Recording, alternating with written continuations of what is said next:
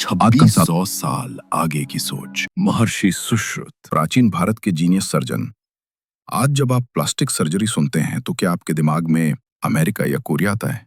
शायद laser, robots और glossy hospitals की तस्वीर बनती है। पर प्लास्टिक सर्जरी की शुरुआत 2600 साल पहले भारत में हुई थी और उसके जनक थे महर्षि सुश्रुत।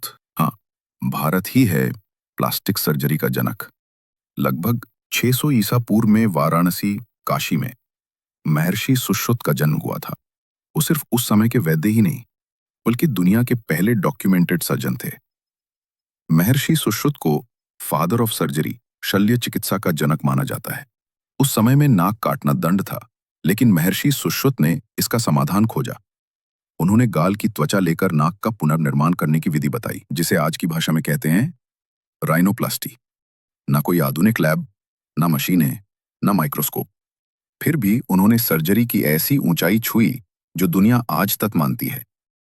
उनकी तकनीक इतनी प्रभावी थी कि 1794 में ब्रिटिश डॉक्टर जोसेफ कार्पियो ने इसे भारत में देखा और फिर इंग्लैंड में पहली बार उसी विधि से नाक की सर्जरी की। उन्होंने कहा, this is the Indian method of nose reconstruction. महर्षि सुश्रुत का सिद्धांत था, जो वैद्य लोभ से रहित होकर सेवा करे वही सच्चा चिकित्सक है। सफाई, अनुमति, मानसिक स्थिति, ये सारे मॉडर्न एथिक्स महर्षि सुश्रुत के नियमों में पहले से थे। आज जो हम आधुनिक चिकित्सा मानते हैं, उसकी नींव उन्होंने हजारों साल पहले रख दी थी। उनकी रचित सुश्रुत संहिता में उन्होंने लिखा, चिकित्सा केवल शरीर का उपचार नहीं है, यह एक तपस्या है। सुश्रुत संहिता आयुर्वेद एवं शल्य चिकित्सा भारत का प्राचीन संस्कृत ग्रंथ है। सुश्रुत संहिता में 1100 रोगों का विस्तार, 700 औषधियों का उपयोग, 300 से अधिक सर्जरी की तकनीकें और 121 शल्य चिकित्सा उपकरणों का विवरण है। महर्षि सुश्रुत द्वारा रचित सुश्रुत संहिता की एक प्रति लॉस एंजलिस काउंटी के संग्रहालय में भी रखी है। जब यूरोप में मृत शरीर को छूना भी पाप माना जाता था, महर्षि सुश्रुत अपने छात्रों को कैडावर पर सर्जरी सिखा रहे थे।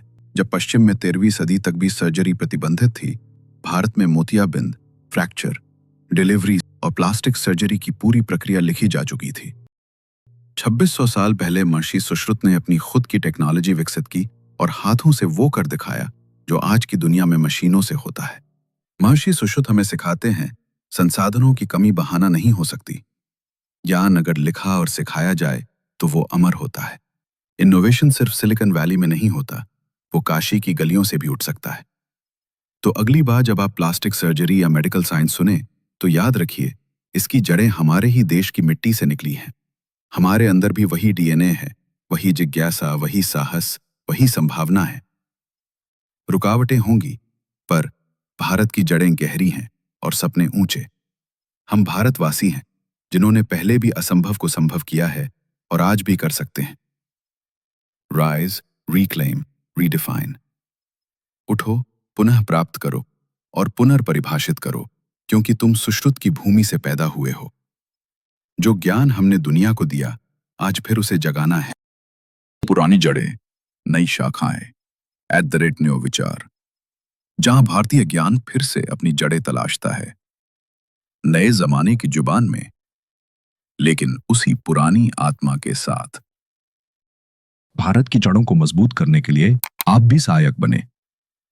इस वीडियो को लाइक करें और अपने परिवार और मित्रों के साथ शेयर करें।